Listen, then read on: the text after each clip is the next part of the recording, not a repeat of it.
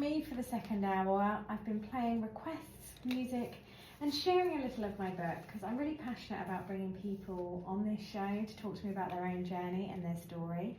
And on Sunday, I did mention earlier, it's a year ago on the 9th of February since I published my own book. I'm really passionate about giving people a place to have their voice heard.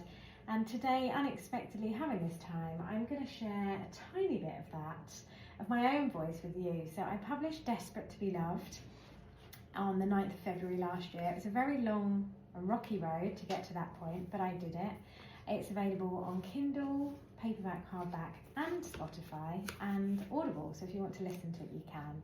And it's my little notes of self-discovery. And while I've got a few moments, I'm going to share with you the author's note at the beginning of the book before wrapping up the show here on Marlow FM.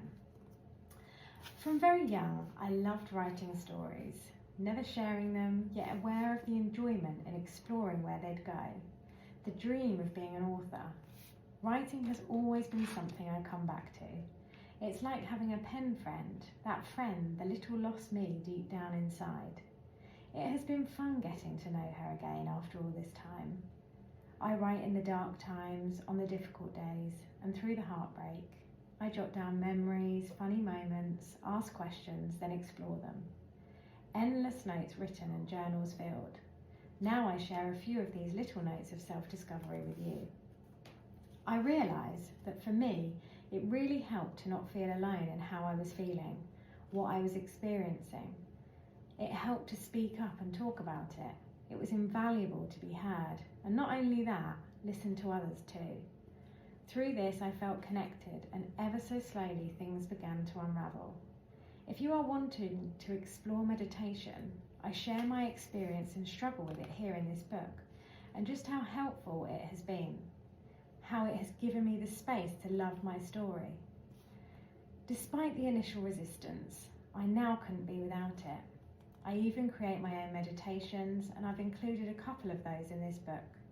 If you prefer guided meditations, you'll find a link to my recordings at the back of the book too. I share poems alongside tips and advice and little parts of myself, my story, in the hope and encouragement it helps you to see and welcome all of yours too. Anxiety kidnapped me for a while there, but I managed to escape, despite never thinking this possible. I share how that came about for me, why anxiety came along, and how I changed my relationship with it, loosening its shackles. This book isn't how to fix all your struggles, or how to find the love of your life, nor a quick resolution. I'm really selling it, aren't I? This book is more of a friend, your support for whenever you've felt any of these things, and to know that you're not alone. When telling my daughter I was publishing this book, she said, "Are you, Mum, really?" "Yes," I said. "You have to believe to achieve." We had a little giggle, as I love quotes, and I use them all the time in my house. I explore them throughout the book too. She gave me a hug and said, "Mum, you're a primary source." This really made me laugh, and loving to explore, I wrote it down, and I thought, we all are. We all have our own story, our first-hand experience in our life. In academic research, a primary source is defined as a document, a first-hand account, or other source that constitutes direct evidence of an object of study. Well, I suppose that's what this is, my first-hand account of my experience of what I've been through and my own evidence of that change, my personal study of self-discovery, pain and heartache. So there we have it. The most useful things I've discovered I share here with you to simply explore and try if you want to.